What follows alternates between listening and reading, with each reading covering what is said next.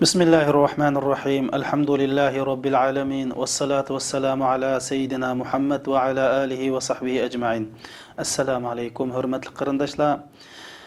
Allah Celle Celaluhu'nun muvaffaq kılışı bilen Ailem Cennetim degan dersinin 3. bölümünü sözleyimiz. Hürmetli kırındaşlar. Bizning ders sözleşimizdeki maksat Allah rızalığı için. Bir mümin Müslümanның bu dünyadaki yaşaşdaki maqsadı Allah'ın rizalığı eriş üçün. Biz bugün sözlemekçi bolgan ders muş aile quruşqa münasibetlik ders. Endi muş aile quruşdumu, yani Allah Subhanahu ve Taala'nın şeriatini qibliname mizanımız qıp turup aile qurup Allah'ın rizalığına eriş üçün bu dersini sözleyatimiz. Bugünkü ders bek muhim qarindaşlar ve nihayeti xatarlik ders. Dersinin temisi layık tanlaş. Şundaq yigitlar layık tanlaş sizlarning hayotinglardagi eng muhim, eng xatarlik masala. Ve singlarimga ham shundaq. Sizlarning dunyo oxiratlik baxt saodatingizni sabab bo'ladigan yigitni tanlashinglar hayotinglardagi eng muhim, eng xatarlik tanlash. Sizlar nikohinglar o'qilgan vaqtida qabul qildingizmi degan vaqtda ha qabul qildim degan bu ha gapingiz sizning hayotingizdagi eng xatarlik ha'ning biri. Endi bu loyiq tanlash mushundaq muhim, mushundaq xatarlik bo'lgan ekan. Biz bu layık tanlaşnınki şartlarını, layık tanlaşqa alaqadar bir ölçemni, layık tanlaşdaki şeriatninki ölçümünü bilmey turuplam tanlasaq bulamdı o qarindaşlar. Bulupmu biz dep kelyapmiz. Aile Müslümanğa nisbeten bir cennet deyapmiz. Bu aile bolsa bizning hayotimizdagi eng muhim bir organ, muhim bir muassasa. Biz tanlagan loyiq bizning hayotimizdagi ajoyib, bizga eng yaqin bo'lgan bir safardishimiz. Unda bo'lgan ekan biz bu loyiqni qanday tanlashimiz kerak? Bizda bu vaqtda shariatning ko'rsatmalari chuqum kallamizda aniq bo'lishi kerak. Men muş to'y qilmoqchi bo'lgan yigit qizlarimizning muş darsini yaxshi anglab, yaxshi tushunib va o'g'il qiz tanlasa shu qizlar tepilgan shartlarni men deb beraman. Uni obdan o'zlashtirib, qizlar yigitni tanlagan chaqda yigitlar bo'lish tegishlik sifat va shartlarni deb beraman. Qizlarimiz buni obdan o'zlashtirib, buningdan keyin mush o'lcham bo'yicha to'y qilishini va mush tushunchani boshqalarga taqib muş derslerini başkalarına yetkizonlar bu sadaqa jariya oldu qarindaşlar. Muşning bilan biz Uyg'ur musulmonlarning ailesi bir ıslah bolsun, ölçemlik musulmon aile bolsun. Çünkü şunda bo'lganda bu aileden anadan keyin biz ümmetning başları buladigan, ümmetni bu jaholatdan, bu zulmdan qutqizadigan haqiqiy qo'mondonlar, dahilar andan chiqadi. To'yga beriplam qarasak bir qizni ko'ribdimiz, o'zini ayt ratlik, qamlashgan, adabli qiz ekan. Mush qiz bilan to'ylasak bo'lamdi. Bir shirkat qurmoqchi bo'libdimiz, bir dorixona ochmoqchi bo'libdimiz. Qarasak diplomba bir qizga ehtiyojimiz bor ekan. Voy falon qizning diplom bor ekan, olsam ishim yurishidiki deb olsak bo'lamdi.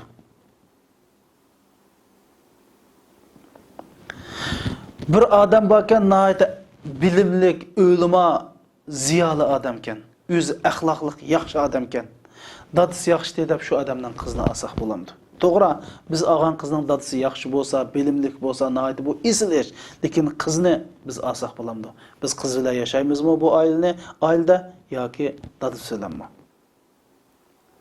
Bir adam Vay sil özleri qari Qur'an, isil o'qigan katta ziyoli diplomlari, falan oliy maktabda o'qigan odamga ama qizim nasliga hadiya beray desa, shu qizlarda biz degan shartlar tepilmismi? Ko'p keldi ya ajab Xudoyim bekog'ili badi obda adamkan, obdalla badi meni hurmatlab berganka olay deb olsaq bo'lamdi.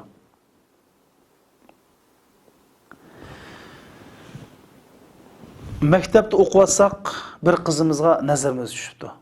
Bu qizni 3 oy kuzatsak, bu qiz maktab qildi ekan, darsini tirishib o'qiydi ekan, imtihon olsa ashnoat yuqori nomerlarni oldi ekan, yo'lda, sinflarda o'g'illar bilan gaplashmaydi ekan. Bu zamonda manda qizlarni topmoq nihoyat tez deb shu qizni olsak bo'lamdi.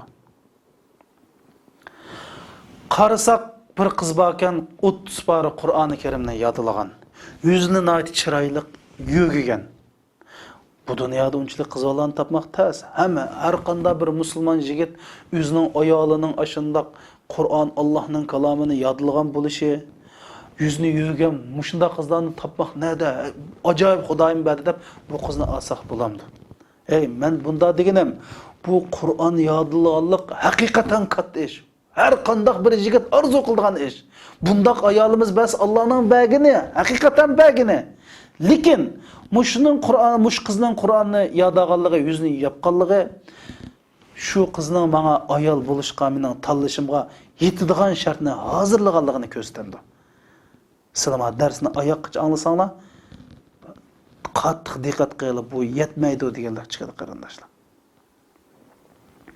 Biz umrvoyat bizningki hamrohimiz bo'lgan qizni qanday tanlaymiz? Men buni sizlarga tövanda deb berman. Lekin deb berishdan burun bu shartlarni shuni eskartib qo'y qarindoshlar. Mayli qiz bo'ling, mayli yigit bo'ling, bu tanlagan hamrohingiz sizning dunyo oxiratlik baxt saodatingizga bevosita ta'sir ko'rsatadi.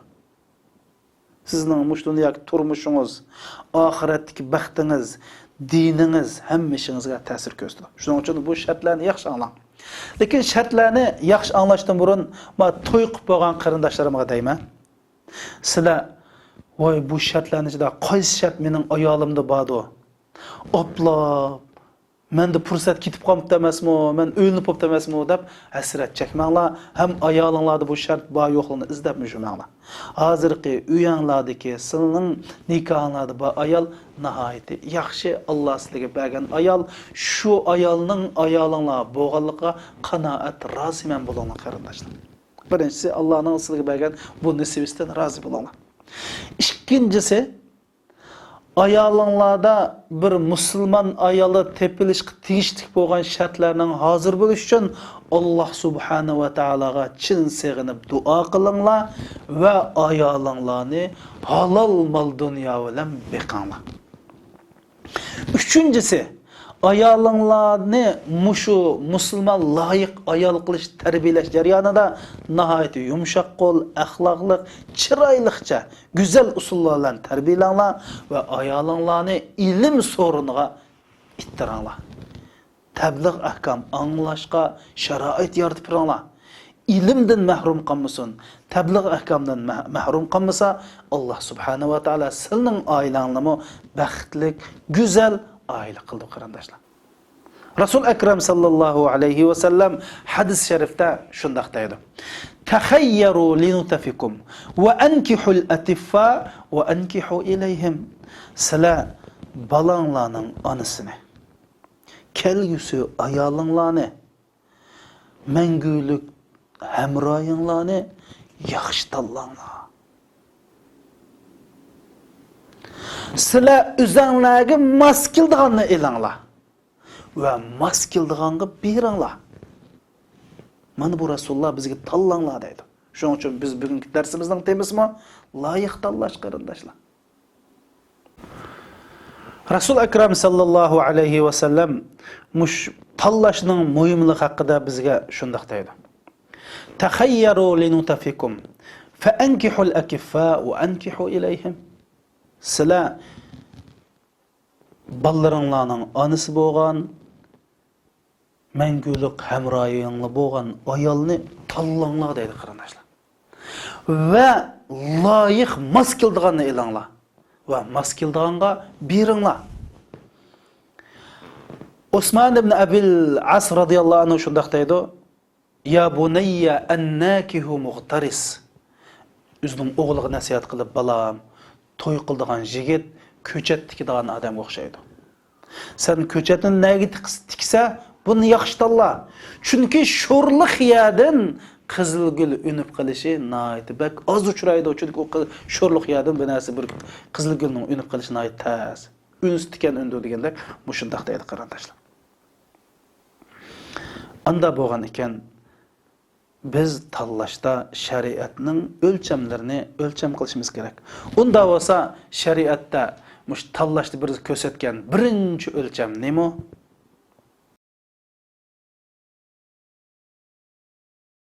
Birinchi o'lcham bo'lsa musulmon bo'lish kerak qarindoshlar. Ya'ni musulmon degan nima? Musulmon degan aqllisi 5 farzni ado qilish kerak. Shahodat kelimasini deyishi, namoz o'qishi, zakat berishi, haj qilishi, ro'za tutishi kerak. Bu bir kofirlik doirasidan musulmonlik doirasiga kirgizgan eng aqlli shartlar bu. Endi musulmon deyib, nima uchun musulmon bo'lish kerak? Bu musulmon bo'lishning sizning baxt saodatingizga ne munosabati bor degan chog'da musulmon demak bu odam oila qursa, oilasida mukammal bir oil nizomnomasi bor. Bu nizomnomani Alloh insonni yaratgan Alloh bekitmagan nizomnoma. Bu nizomnoma bo'yicha oila boshqardi. O'zining xolig'incha açıq qaz, açıq, tatlı qaz, tatlı, dadistan qağan qoida nizam emas, Allah'ın qoida nizamı boyunca aile başqurdu. Bunun bir qimmat qarashi bor. Bunun aile başqurusida qizilsizlik, yeşilsizlik bor. Bu o'zining mas'uliyatini biladi. Aile ko'ra, ayoli ko'ra mas'uliyatini biladi. Shariatning ayollarni ne kadar hurmatlaydiganligini biladi. Shuningga bu musulmonni tanlang demak shariatda. Çünkü Müslümanlar tanısanız sizni xorlamaydı, sizga zulm qilmaydi, mas'uliyatsizlik qilmaydi, sizni xolis uy tutib, xolis qo'yib etmaydi, farzandlik bo'lsangiz bolangizni mas'uliyatini biladi. Hatto ajrashqandimi siz bilan shariatning nuqtasi bo'yicha zulm qilmagan asosda ajrashadi, hatto ajrashgan taqdirdami. Shuning uchun chuqur musulmon bo'lish kerak deydi. Allah subhanahu va taolo bu vaqt Qur'oni Karimda وَلَا تُنْكِحُ الْمُشْرِكَاتِ حَتَّى يُؤْمِنْ Sizlar dinsizlar, müşriklar iman etmoqchilik ular bilan nikohlanmanglar degan. Bu Rasulullohning davrida Marsad deydigan bir sahoba bor edi. Bu sahoba nihoyat kuchtungur ham jur'atlik, qo'rqmas bir sahoba edi. Bu sahoba Madinaga hijrat qilgandan keyin davomliq Makkaga xufiyona holatda berib, shu yerdagi ojiz miskin hijrat qilmagan musulmonlarni Makkadan qochirib Madinaga akiladi. Bir qatimliq shu qochirish jarayonida Makkada oqitamnikayni mukinib ketib qolgan vaqtida o'zining jahiliyatdagi so'ygini uchrab qoldi. Qarshi birisi Mirsad sen yaxshimisan deb atgan. Onun ismi Anaq'di. O kızın ismi Anaq. Qarız şu kız şu. Körüplam vay qaçan keldin, vay keldin mi? Bugün kecha mening uyamda qo'nib qol degankin. Yo'q.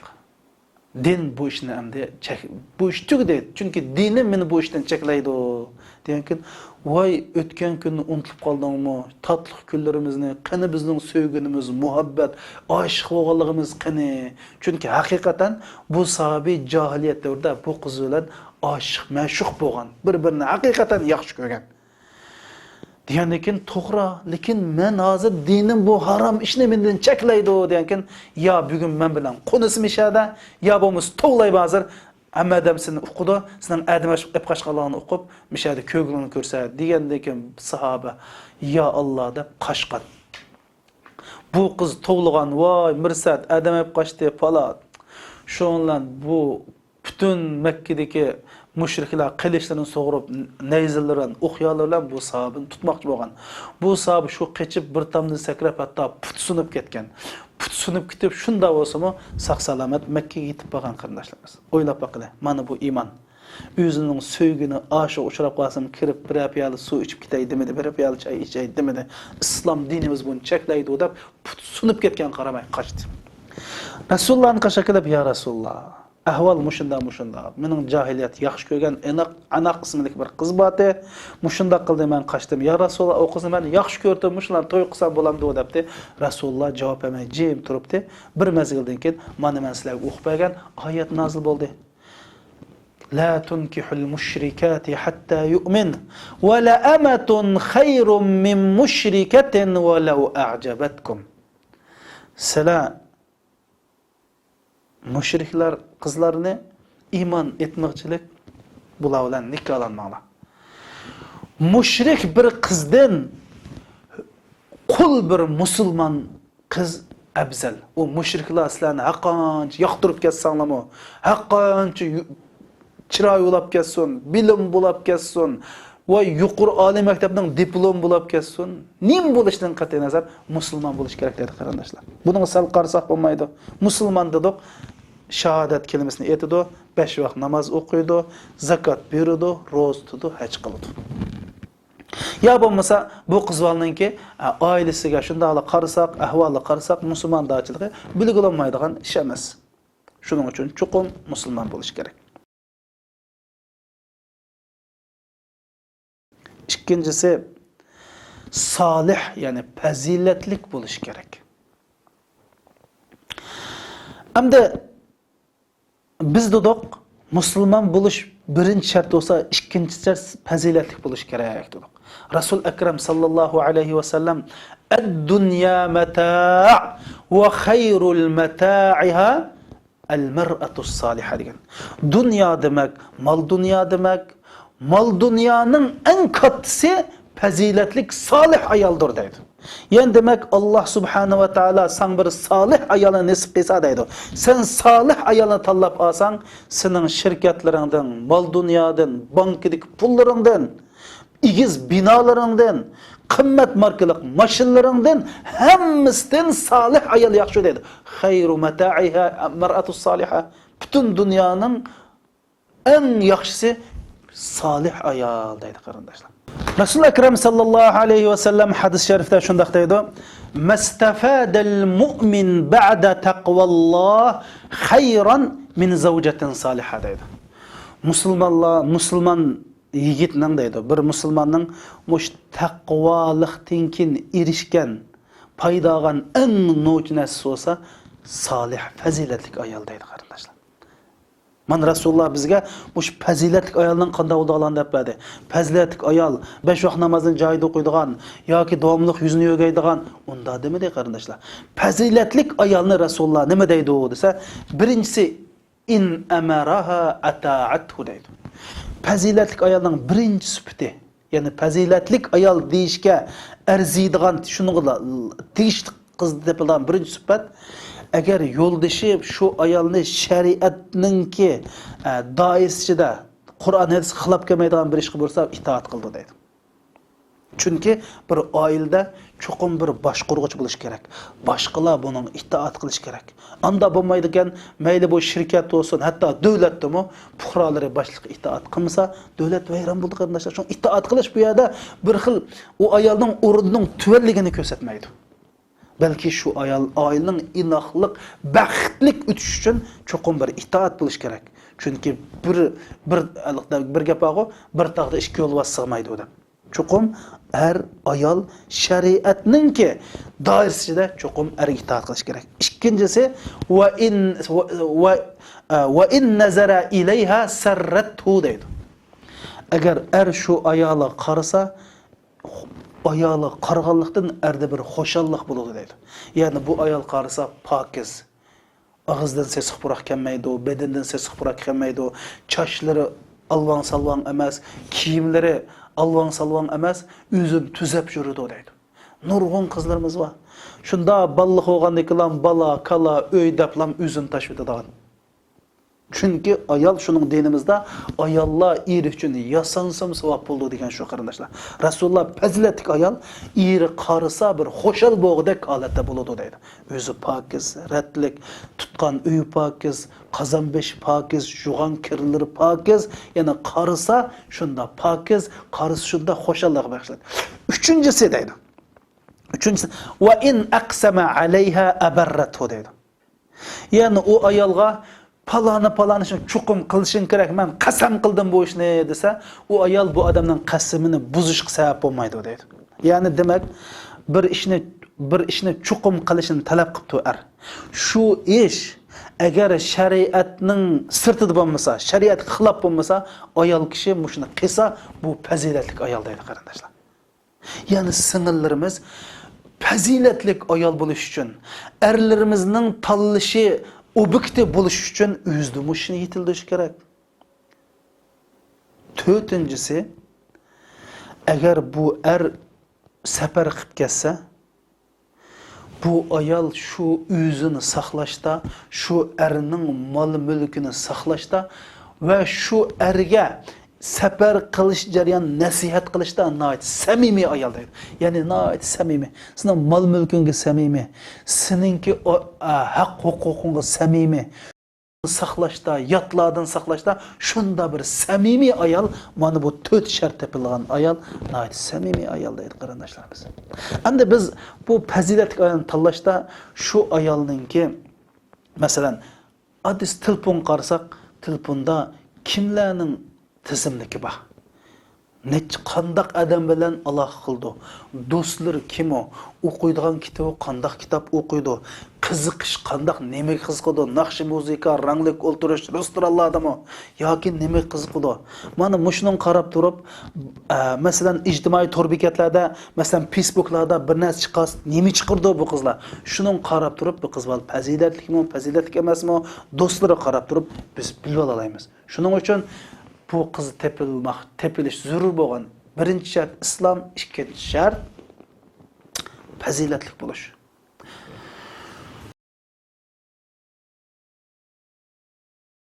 Biz almoqchi bo'lgan qiz sapoliq bo'lish kerak.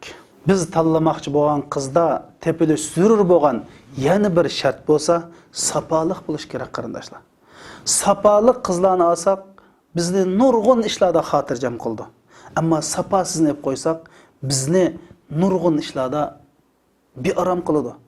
Chunki bizda erni er qilganmi ayol, yer qilganmi ayol deydi. Sizni qachon yer qildi desa, sapasiz bo'lganda yer qildi qarindoshlar. Bo'libmi, mushu cho'ng-cho'ng ishlarni qilayotgan, ilm bilimda ma'lum palliga yetgan, ishlarga bosh bo'lgan va shundoq bo'lishini o'ylaydiganlar cho'qim sapaliq qizlarni tanlashimiz kerak. Chunki Rasul akram sallallohu alayhi va sallam bir safasiz qizni ep qilib qo'yib atgan, shu qillam qo'yib atgan. Qanday desanglar? Rasululloh bir qizni oldi, bir ayolni oldi. Elib shuni oqshimisi to'y tugandan keyin uy kirib, dinimizda to'y oqshimisi shu qizning peshonasini tutib o'qiydigan bir duo bor. Rasululloh shu duosini o'qay debdi, a'udhu billahi minka debdi. Men senden Allah'tan panoh tilayman deydi. Endi bu duo degan shaytondan panoh tilashda o'qilgan duo.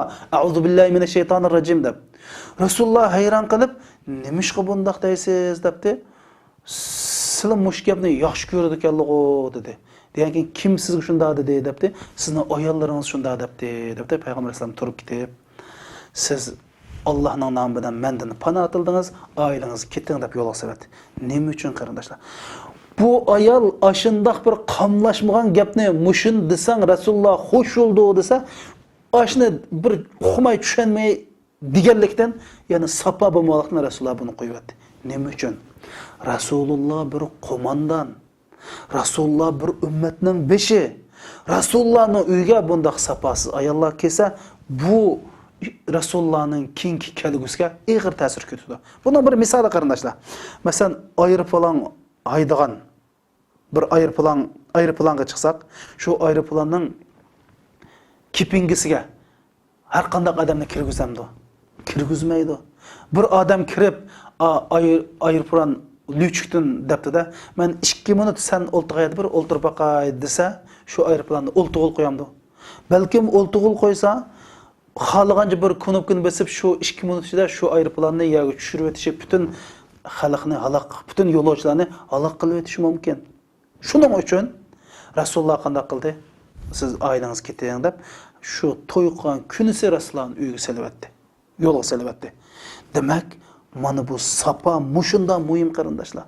Chunki biz bu aeroplanni haydayotgan bir odam, bir oilaning beshi bizning qashimizga nadon kirib qolsa, balkim shu aeroplanning tushib ketishiga sabab ming biz aqlli, nat ehtiyotchan bo'lsaqmi, yenimizdek odamcho sapasiz bo'lsa, shu o'xshash bizni yer bilan yakson qilib etish mumkin. Shuning erni qilgan muhotun, yer qilgan muhotun. Endi bu qizning sapasini qanday bilamiz? Sapasini qizdan bir nechta savol so'rash, ma'lum bir tema ustida suhbatlash orqali bilamiz qarindoshlar. Ilmga qanday qaraysiz? Hozir dunyoda musulmonlar bak ezilyotdi, Uyg'urlarning holi bak xarob deb shunday bir necha so'zlasak, yo o'qiydigan kitobi yoki ziyorat qilgan to'rbekatlari, qiziqishi, qilayotgan ishlari, to'rbekatga chiqqan uchurlari, Facebookga chiqqan chiqqan narsalarga, materiallarga qarab buning sapasini bilib oldi. Biz 5-10 minutlam suhbatlasak, muayyan bir temada suhbatlasak, muayyan bir necha savolni so'rablam, bu qizni biz ochiq kitobda o'qig'ili bo'ldi qarindoshlar. Shuning uchun sapaliq bo'lish pek muhim. Biz tanlamoqchi bo'lgan loyiqda tepilishga tegishli 4-chi sifat yoki shart bo'lsa qarindoshlar, hayo. Qizlarning go'zalligi shu qizlarning hayochonligida qarindoshlar. To'g'ri, erlarda ham hayo bo'lish kerak, ammo qizlarni birdan-bir go'zal, nozin qiladigan sifat bo'lsa, shu qizlarning hayokor bo'lishi. Rasul Akram sallallohu alayhi va sallam kiyim kiysa erkishdak kiydigan, kulsa erkishdak kuladigan, ish harakatlarida erkishga o'xshash qiladigan hayosiz ayollarga la'nat o'qigan. Hadis sharifda Rasul Akram sallallohu alayhi va sallam shunda deydi: "Likulli dinin xuluq va xuluqul islom haya." Har qanday bir dinning axloq nizomnomasi bor. İslamның axloq nizomisi hayoga ixchamlashgan deydi qarindoshlar. Butun axloq hayoga ixchamlashgan deydi.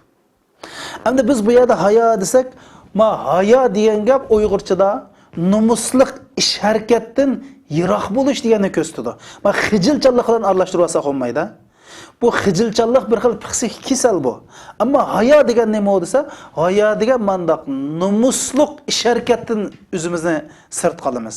Masalan, xijilchanlik, masalan, hozir bir necha namoz o'qiydigan, o'qimaydigan oilalar bir yerda o'tirdik.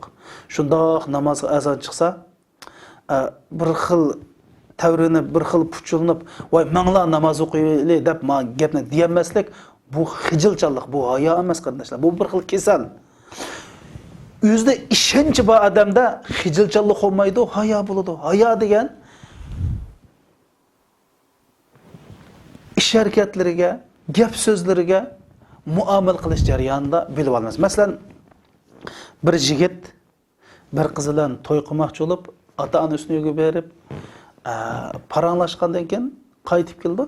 Yana bir qatam mush qizlar bilan bir ko'rishib, paranglish niyatida u uyga telefon oldi. Telefon olgandan keyin u qizni dadisi aks ko'tirdi telefonni. Aks elib, "Men uyga berib mushu bir paranglashib kelay, to'yaq degan" desa, "Dadammi deb baqay" dedi. Shundan dadisi ma'qul deydi, u aksim ma'qul deydi. Degankin, u qiz kendidan telefon eliblam, "Rost to'y qildirishingiz bo'lsa, keling uyga bo'lmasa kelib yurmang" deydi. Shundan mendan maslahat so'raydi. "Mushunda ish bo'ldi, men qanday qilay" degan men dedim, "Ammo bu qizni. Chunki bu qizda hayo yo'q. Qanday hayo yo'q? Dadisi ma'qul desa, akisi ma'qul desa, hech qasining gapini ko'zga ilmagan qiz ikkinchisining ko'zga ilmasligi tug'alli gap. Mana bu hayo qarindoshlar. Hayo ayollarda bo'lishga tegishlik eng muhim tepilmasi bo'lmaydigan sifatlarning biri. Biz bu qizlarningki ijtimoiy aloqalarda, yurib turishlarda, kiyinishlarda, gap so'zlarda hayo bor yo'qmi, buni bila olamiz. Buningga qattiq diqqat qilishimiz kerak.